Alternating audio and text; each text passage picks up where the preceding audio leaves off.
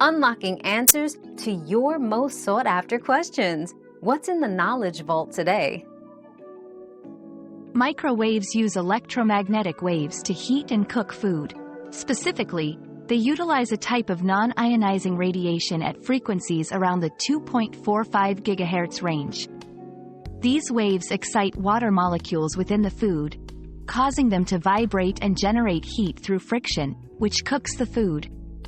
Unlike X-rays or ultraviolet light, microwaves are not energetic enough to cause changes in the chemical structure of food components, making them a safe and efficient cooking method when used according to manufacturers' guidelines. Our quest for knowledge never ends. Thanks for being part of today's discovery. Subscribe, like, and share to join us on the next one.